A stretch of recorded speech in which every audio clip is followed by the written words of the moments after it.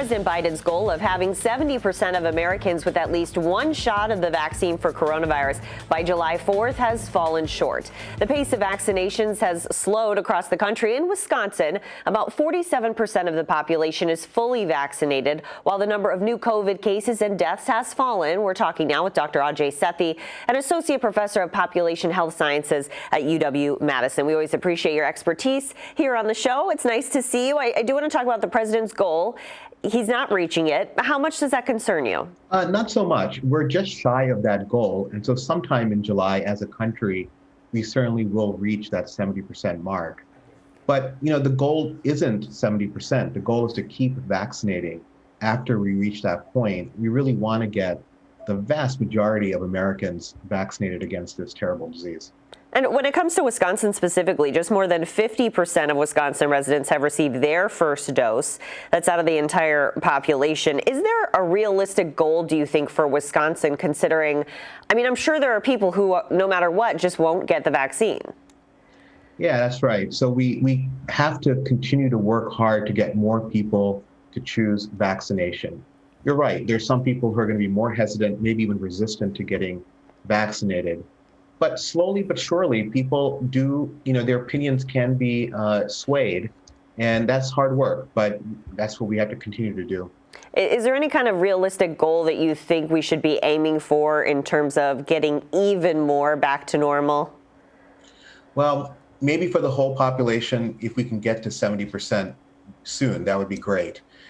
When I think about coverage among high-risk individuals, so people who are 65 and older, people who have underlying health conditions, we really want to see vaccination rates well over 80%, 90% in those groups, because they're the most vulnerable for severe COVID and death.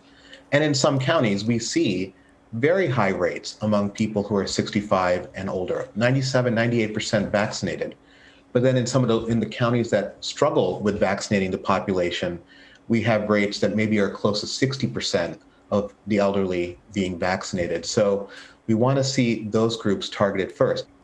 Senator Ron Johnson held an event in Milwaukee with people who say they've had bad reactions to the vaccine. Severe reactions. As an epidemiologist, what would you say to the senator about doing that?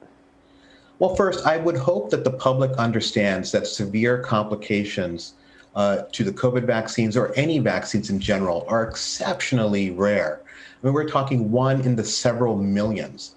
And it's also sometimes unclear whether illness that people experience following vaccination is actually connected to the vaccine. A lot of these things can also be coincidental. And it's something that, really it comes down to a patient talking to their clinician, and working it out with them, researchers determining whether there truly is, some kind of causality there. So I'm still pretty confident that the public sees the vaccines as highly safe and very effective. We've had over 3 billion doses administered worldwide and over 324 million in the United States. And most people obviously don't experience very severe side effects at all. What does an event like that do to public perception? Do you think it impacts it at all? Well, it kind of goes back to the old adage, anecdotes, not data. And so hearing people's stories is important because you've got to understand sort of how they're feeling and how to, prevent those things from ever happening. But they don't represent the vast majority of people's experience when they get the vaccine. Most people don't feel anything at all. And if you do, it might be just that simple sore in the arm and other kinds of reactions that you get typical of vaccines. So again, I'm pretty confident that the public sees the vaccine as generally very safe. And that's why so many people have already chosen to get it. So the CDC says vaccinated people can return to those pre-pandemic activities. We know COVID cases are way down. Deaths are down. We're seeing people pack the Deer District for Bucks games. The state fair is on. Summerfest. Is the pandemic over? The pandemic's not over, but we certainly have populations out there who can return to pre-pandemic life. If you're fully vaccinated, a few weeks after that, finishing the vaccine series, you can go back to the way things were before COVID. The vaccines are just so effective against not just preventing death and hospitalization, but it turns out if you were to catch the virus, you're not likely to spread it to other people. For unvaccinated people, I worry more about those individuals feeling like the pandemic is over, because it certainly is not. Right now, exclusively, cases, hospitalization, deaths are occurring in people who haven't been vaccinated yet.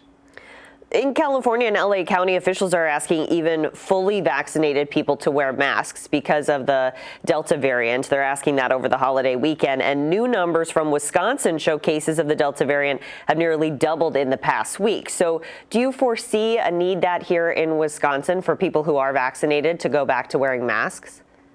As a mandate, not likely. But individuals can certainly decide to wear a mask despite being vaccinated. It's important that people feel comfortable as they return to pre-pandemic life to decide sort of what's the best way to sort of do things as normal, but take the precautions that are necessary. And if you belong to a household where you personally are vaccinated, but you have children who aren't eligible to be vaccinated, or other people in the home who aren't vaccinated yet, it's certainly understandable if people choose to wear a mask, but as a mandate, I don't foresee that coming. Okay, Dr. Ajay Sethi with UW, thank you. Thank you. Coming up, Wisconsin's infrastructure gets a C grade. What it'll take to fix it.